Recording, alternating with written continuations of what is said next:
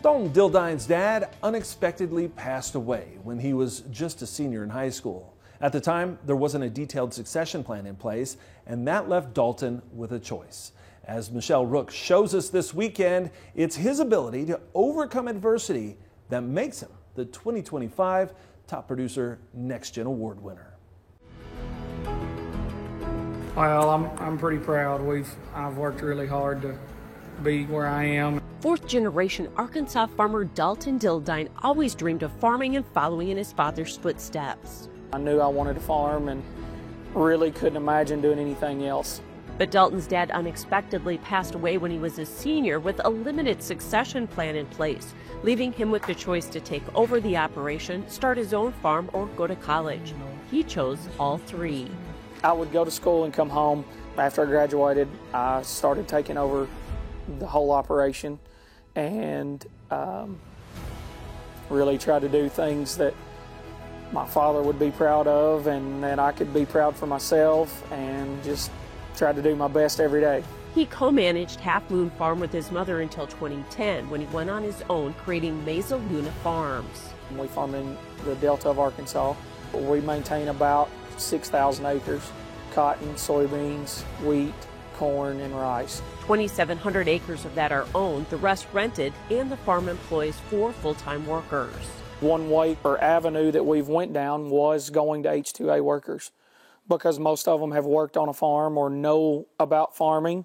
Dildine prides himself on continuous improvement and profitability. One of my big goals is to just try to be efficient.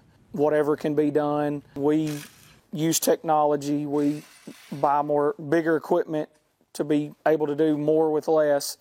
Just finding people that want to work on our farm and want to help and understand how a farm works has been a big help for us.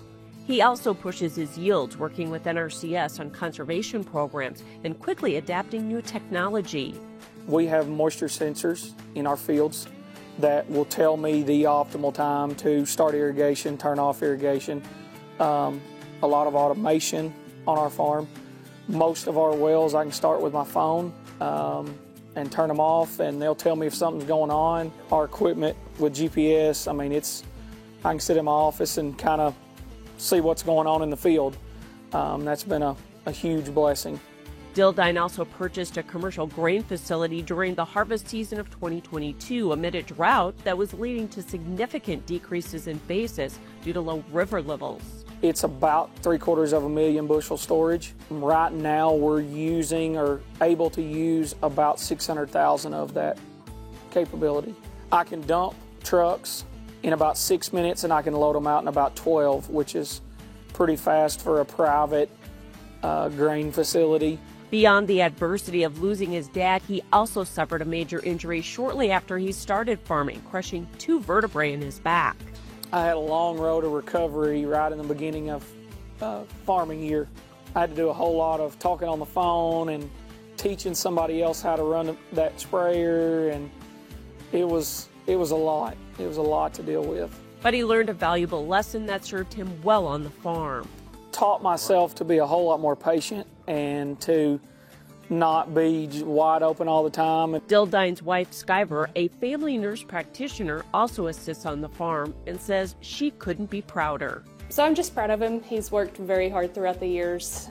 He didn't have a mentor in his younger years to kind of guide him through some of the hard farming lessons, and he's learned those on his own and with the help of others. But he's just really put in a lot of legwork and a lot of tears and blood, and just really powered through all the adversities and come out on top. So I'm proud. And despite that, Dildine says he's reached many of his farming goals, and others can too. I want young farmers to be aware that you can do it. It's not impossible as often as it feels like. Congratulations to Dalton Dildine, this year's Next Generation Award winner.